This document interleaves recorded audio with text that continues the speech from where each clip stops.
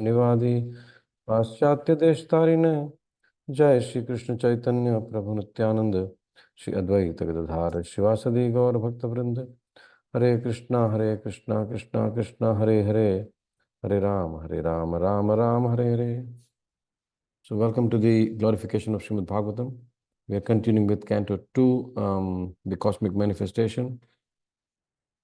Chapter 2, the Lord in the Heart, and verse number 8. केचित् स्वदेहान्तरहृदयावकाशे प्रादेशमात्रं पुरुषं वसन्तं चतुर्भुजं कञ्जरथाङ्गशङ्ख गदाधरं धारणया स्मरन्ति. केचित् स्वदेहान्तरहृदयावकाशे प्रादेशमात्रं पुरुषं वसन्तं चतुर्भुजं कञ्जरथाङ्गशङ्खं गदाधरं धारणया स्मरन्ति. केचित् स्वदेहान्तरहृदयावकाशे प्रादेशमात्रं पुरुषं वसन्तं चतुर्भुजं कञ्जरथाङ्गशङ्ख गदाधरं धारणया स्मरन्ति. Synonyms, translation and purport by His Divine Grace, A.C. Bhaktivedanta Swami Srila Prabhupada ki jai.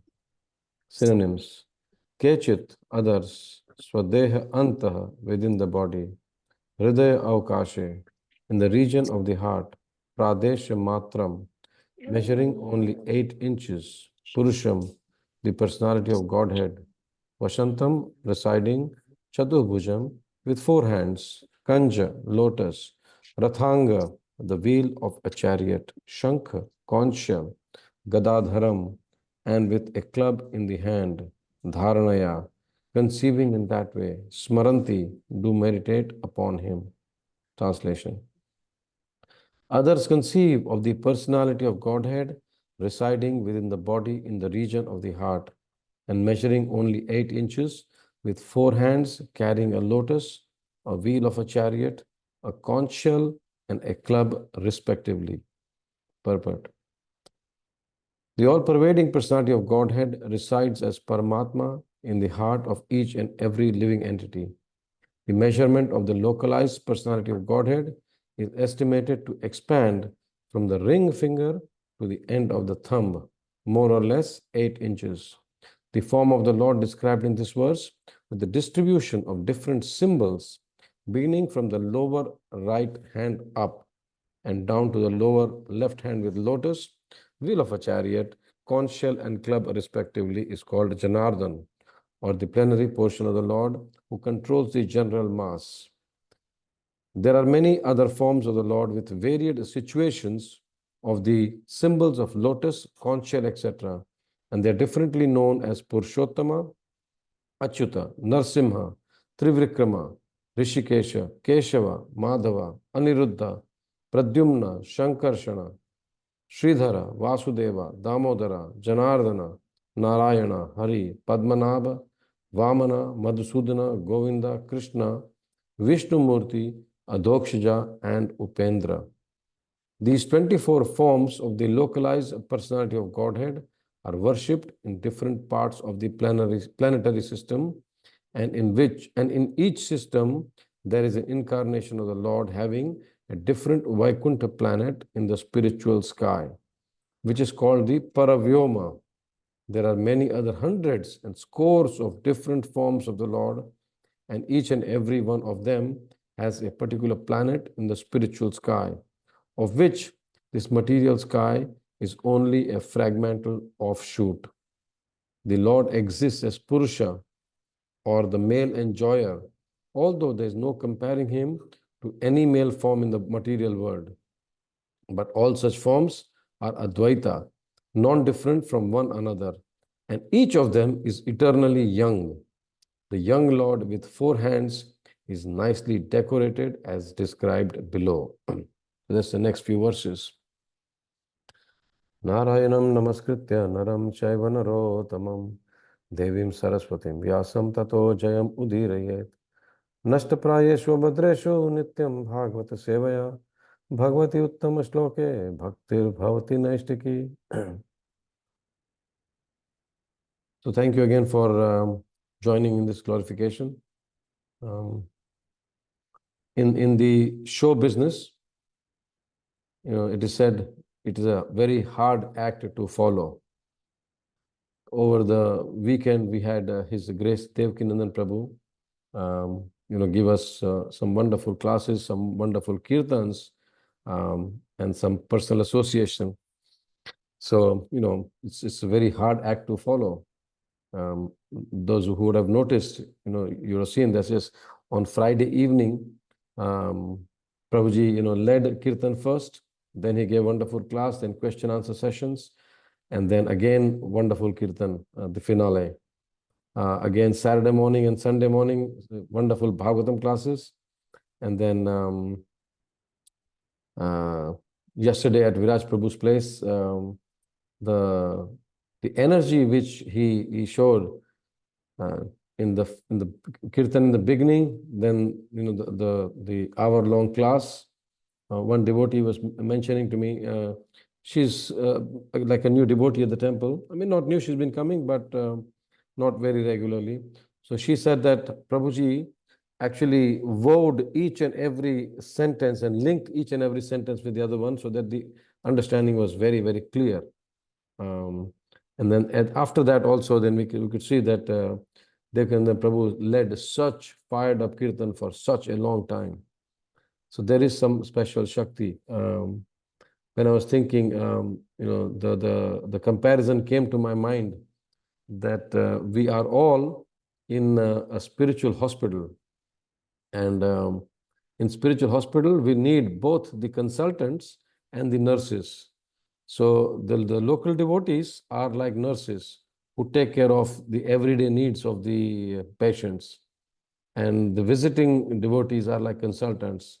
They come, they diagnose the problem, they give, the solution from the top angle, and they help the nurses, the local devotees, to take care of, everyone around us. So we are very, very grateful to His Grace Viraj Krishna Prabhu for inviting Devkinandan Prabhu, and we hope that he comes again and again and again. We are also planning a retreat, hopefully with Prabhu in next Easter weekend. So please stay tuned. Once things are finalized, we'll let you know. So this verse here, we can see that Sukadeva Goswami is, this whole chapter is called the Lord in the Heart. And basically, after the description of what not to do, we are not supposed to accumulate many things. So Sukadeva Goswami gives you a snapshot of how we can live a life very simple. But in this day and age where, very, very few people, only the rarest of the souls, possess both the capacity and the facility to live such a carefree and a simple existence. We said that, we can drink water from river and sleep under a tree and eat just, fruits and berries. But even now you can see that the rivers are polluted, the trees which bear fruit are very few. And, if we try to sleep in the city taking shelter of the nature, the government will arrest considering someone as a homeless person. But yet, the principle of living simply to support higher thinking remains ideal. We have to understand that, yes, this is a principle which we have to try and follow as much as we can. So Sukadeva Goswami tells Parikshit Maharaj that whatever the necessities of life are for protection and comfort of the body, they should not be unnecessarily increased. Why? Because then he says, yes, that the idea which Sukadeva Goswami gives is that whatever the reserve energy is there after taking care of our efforts to put the body and soul together, whatever the reserve energy is there in human life, Now we have to understand also the energy which we have. Energy includes, of course, everything: our physical strength, our mental capacity, our emotional resilience. Our the spiritual strength. All these things combined together is called energy. Now our energy is far superior to that of the animals. So why live like an animal? So this Sukadeva Goswami gives an indication that this reserve energy of human life should simply be utilized for self-realization. Who am I? What is the purpose of my life? Where am I going to go after this life? Is there a Lord? If there's a Lord, how can I connect to the Lord? These questions we must ask. In the scriptures, there's a nice story of Lomas Rishi. Lomas Rishi, he was just meditating on the Lord, and he, in where he was staying, there was a big pile of, I think it was hay. So in the morning, when the sun is rising on one side, he will take the shade of on the other side, and he will meditate and chant Hare Krishna, Krishna Krishna, Hare Hare, Hare Ram, Ram Ram, Hare Hare. And then when the sun moves on the other side, he will switch side and just keep on chanting.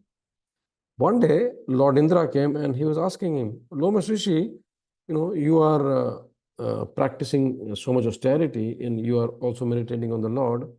Why don't you just build a simple kutia for yourself, a simple hut, like a mud hut or a straw hut or something like that?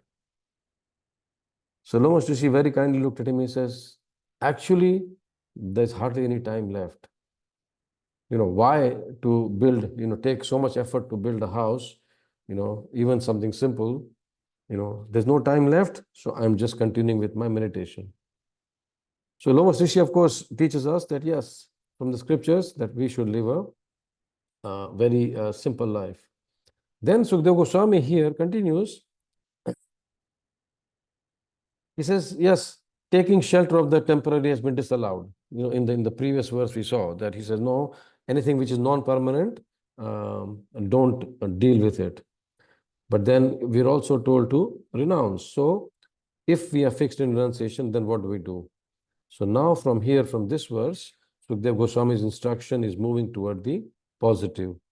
He's already recommended to Parikshit Maharaj to meditate on the Virata Rupa. And now he's going to start speaking about the super soul. And he's going to take Parikshit Maharaj to the next step, one step higher in renunciation. And very, very beautifully, very importantly, Parikshit Maharaj, Sukadeva Goswami says, actually, for self-realization, you don't have to go anywhere. He tells the king that the super soul resides in the heart. Just render service to him, just meditate on him, just worship him, and everything will come by. And then the question comes, okay, how can one visualize a super soul? Because super soul is the expansion of Virata Rupa. Virata Rupa is the expansion of the super soul. And both the super soul, of course, as we know, is even though he sits within our material body, but he's completely untouched by the material existence. So Krishna, in the form of super soul, he lives in the heart of every living entity. Now, when here Sukadeva Goswami starts to speak about Krishna in the heart, and then in the next few verses, wonderful description of the super soul is given. The next few verses describe, yes, Krishna as the super soul. He says, yes, the mouth is expressing his happiness. The eyes are spread like the petals of a lotus. The garments, they are like saffron as a kadamba flower, and they're bedecked with valuable jewels. He's wearing all the ornaments made of gold, set with jewels. So wonderful description of the super soul is given in the next few verses. Now we know that the super soul resides in the region of the heart. And Not only in the region of the heart, so actually Paramatma is in every atom in the material creation. Interestingly, Sachinandan Maharaj, he gives the description of the heart. He says, some of you might have heard this, I have said this before, that there are three types of hearts. One is the material heart. The material heart is the actual organ in our body which pumps blood throughout the body. That's the material heart. Then he says, then there is emotional heart. So emotional heart, we all have emotional heart, which is the residence for different feelings, feelings of friendship, for community, for hatred, for happiness, for love, So all these feelings are there, which are there in the emotional heart. We, of course, understand, okay, these two hearts are there. But then he says that there is a third and often overlooked heart. The third heart we often overlook. And he says that this is where actually our true eternal self resides. That's us. The spiritual heart is us. And what happens is, because we are living in the material world, unfortunately, during the course of daily activities in the present world, this heart gets easily covered over. We just don't worry about it. It's just completely lost because we are engaged in all the material activities. But when, in the moments when we are connected with the Lord, now we can see that so many descriptions of Krishna are given. When Krishna appears to save Parikshit Maharaj, Prabhupada in the purport gives wonderful description. Here, the Paramatma is described as 8 inches, right? 8 inches. From the tip of the middle ring finger to the end of the thumb. But there, when Parikshit Maharaj, he sees Krishna, who has come to save him, he is only a thumb high, only a thumb high. But still, he's given the vision to Parikshit Maharaj. Now, Parikshit Maharaj, you have to understand, he's in the womb of Mother Uttara. And he's in a very awkward situation. It's like, imagine a child being in the womb, a very awkward situation as Bhagavatam describes. But then the Lord gives Parikshit Maharaj the vision to see him. And the description very beautiful is given that even the Lord, even if when he's a thumb size, but he has got his 4 hands, he's got earrings of beautiful gold. His eyes are blood red with fury because he's angry at Ashwatthama, but also he's trying to save Parikshit Maharaj. And what he's doing, he's just circling around because he's going to save Parikshit Maharaj from the oncoming Brahmastra. So he's loitering about, he's just continuously circling. And he's circling Parikshit Maharaj, the Bhagavatam describes like a shooting star. And in that purport, Prabhupada describes very, very beautifully. He says, when Krishna wants to save a devotee, no one can kill him. Mare Krishna rakhe Krishna mare ke. And then once Krishna wants to kill someone like Hiranyakashipu, no one can save him. So Mare Krishna rakhe Krishna mare ke. And Krishna also gives a vision to the devotee like Maharaj Parikshit, even in that awkward position when he was in the womb of his mother, in a shape just suitable for his vision. So, he just says, okay, this is the shape, you can see me, just a thumb size. So Krishna can become bigger than thousands of universes and can become smaller than an atom. So this is the power of Krishna. We can meditate upon like that. Krishna, in the form of Varahadeva, Brahma sees that Varahadeva comes out of his nostril just like a little boar, a very teeny mini boar. And then within moments, he becomes like a gigantic elephant. And then he just, shakes his tail, he just moves around, just amazing sight for the devatas. And then he becomes like a huge stone, a huge mountain. So this is our wonderful Krishna, that Prabhupada says he can become bigger than what we can think of. And he can become smaller than what we can think of. But then Prabhupada says, but in all circumstances, he's the same powerful Lord. So here the description of all the different forms of the Lord are given, the different names are given, Purushottam, Achyuta, Narasimha, Trivikrama, and so on. And Chaitanya Charitamrita describes each and every one of them. And Prabhupada very briefly describes here the form of the Lord in the heart. That we can see the Lord from, there are 4 arms. So you can see beginning from the lower right hand up. So the right hand is the lower right, he's got 2 hands low and 2 hands up like this. The Chaturubhaja form, the 4-armed form. And so you can see from the lower right hand, so we go clockwise. So the lower right hand, we can see, then upper right hand, then upper left hand, and then the lower left hand. So this way, in this form, Krishna is holding the lotus, the wheel of a chariot, the chakra, the conch shell, the shankha, and the gada. So shankha, chakra, gada, padma, like that.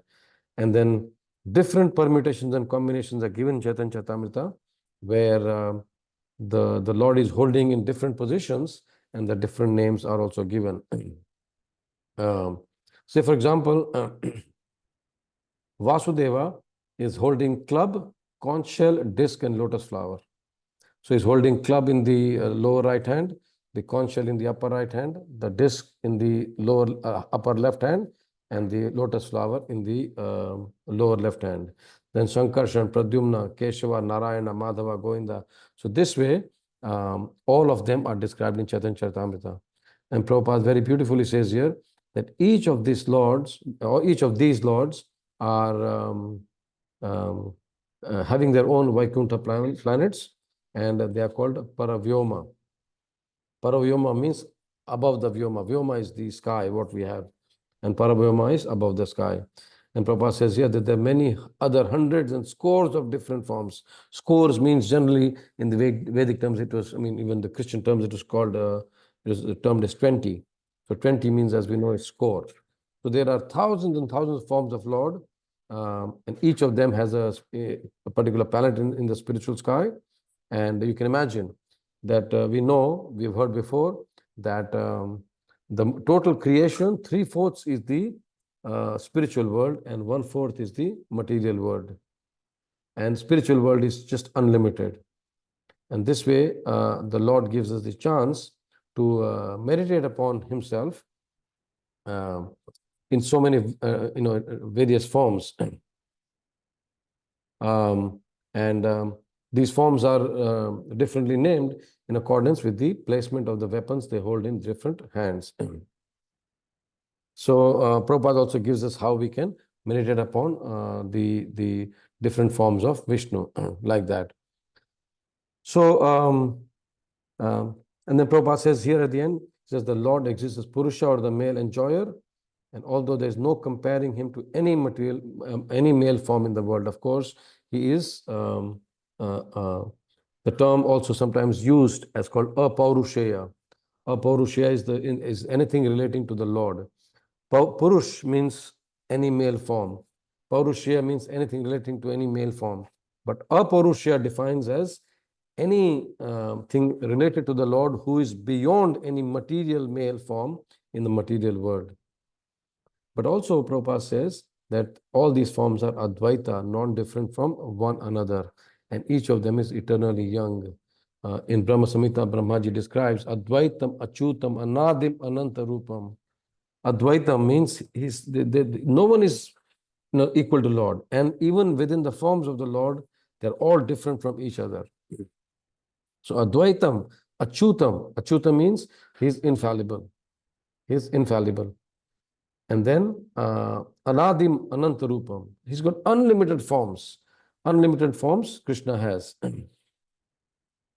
So, when we meditate upon these forms of the Lord, Advaitam, Achyutam, Anadim, Anantarupam. So then, we generally, as we said, that we always think of the material heart, which is, pumping blood. And sometimes we think of the emotional heart, which gives us different emotions. But the spiritual heart, now, as we said, that during the course of our daily activities, we just forget about it. The spiritual heart gets covered over.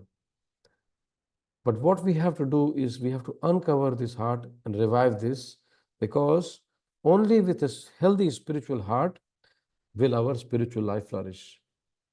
If we don't have a very strong spiritual heart, then our spiritual life will be very sluggish. It will struggle very much. Now, what do we do? How to locate and revive our spiritual heart? So this is when we can understand that our daily spiritual practice comes into play. We must enter into a devotional relationship with the Lord by our daily practice. We rise early, get ready, then chant Hare Krishna. Chant Hare Krishna with a deep relationship, not just mechanical. Many times we see, devotees, uh, when they chant, they chant in the programs. Of course, we do not judge someone who's chanting in the program. Normally, we understand that they've already finished their normal rounds, but just to keep them reminding of Krishna, they also chant extra rounds. But if you have not finished our daily rounds, then we should not be chanting in the class or when we're talking to someone like that. So this way, we want to enter into a very deep devotional relationship with the Lord. So this way, the spiritual heart is actually built to experience and express love in these relationships with the Lord and with the devotees. And when we have a very vibrant devotional relationship, the Lord will be impressed, and then He will exchange relationship with us, and then He will answer our longings. Yes, Krishna, as George Harrison says, I want to see my Lord, but it takes so long. Prabhupada says, yes, you can be Krishna conscious in one moment, but why should it take so long? Because we are not attentive. Attending the morning program with proper understanding is very important. Srila, in Bhakti Rasamrita Sindhu, Rupa Goswami gives us 64 items of devotional service. 64 items. And when we attend the morning program, right from the beginning, from Mangal Arti, Tulsi Arti, read the Srinamamrita, read the 10 offenses, chant our rounds, Guru Puja, Shringar Darshan, attend the Bhagavatam class. Almost 45 to 47 of the 64 items of devotional service are taken care of. Just imagine this. Just by attending the morning program. 45 to 47 items of these devotional service out of 64 are taken care of. So how much security, what sort of shield we are getting by attending the morning program in the proper sense. And again, of course, in the morning, the senses are not in control, but somehow or the other, if we practice, and then, slowly after some time, it'll become just a second nature. So this way, when we reach out to Krishna with our spiritual practice, with our feeling of love when we chant Hare Krishna, that will, actually switch on our dynamic life, and which we want to see in our bhakti. We don't want to see our bhakti languish. We just don't want to see after many years we are at the same level. No, we want to progress. And then this way, all our three hearts will be satisfied. The material heart, the emotional heart, and the spiritual heart. Yesterday's festival was a testimony to the fact that, yes, everyone's heart was satisfied. The material heart was satisfied, of course. The emotional heart was satisfied by, hearing some nice katha and some nice kirtan, associating with the devotees, meeting people who you have not met for a long time. And then the spiritual heart, of course, was satisfied with the entire process of Bhakti Yoga. So I will stop here. If there's any questions or comments, if anyone wants to share some realizations, even from the weekend, please unmute yourself.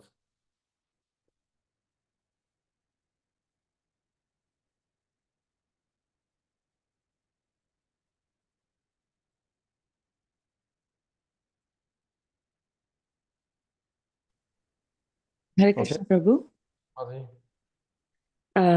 It's been great attending Srimad Bhagavatam sessions in the morning. And we try to cover one after the other verse, which is great because we are following sequences. Yes. However, it feels like it's not enough. It's just too short. So is there any way that we can go I don't know, 101 or otherwise a little longer? Yes, we can discuss that when we, maybe I can give you a call today. I would also suggest that,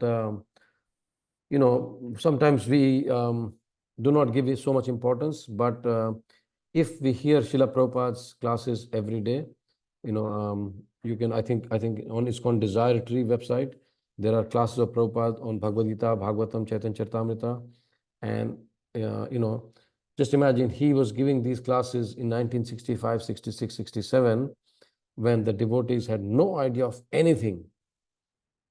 So with our slates very clear, if we go and hear these classes with an open heart and open mind, that will really give a very big boost to our spiritual life, and that will give us very much satisfaction. So may I humbly request everyone to every day, somehow or the other, hear from Srila Prabhupada directly. That's my solution. But yes, Mother, we can also discuss. There are other smaller groups happening where we discuss. If you're interested, we can come to some arrangement where we can hold a weekly gathering, or some sort of arrangement we can make where it is practical and sustainable also. Yeah? Sure. Hare Krishna. Prabhu. Okay, Hare Krishna. Anyone else? Anything? This is nice, when devotees hanker for hearing more. Swadu, swadu, pade, pade. That we want to hear more and more and more. Krishna is unlimited, so our hearing also should be unlimited.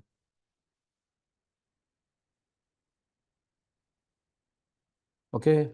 Thank you very much for joining. Grantaraj Srimad Bhagavatam ki jai, Srila Prabhupada ki jai, Hare Krishna, Krishna Krishna, Hare Hare, Hare Ram, Ram Ram, Hare Hare.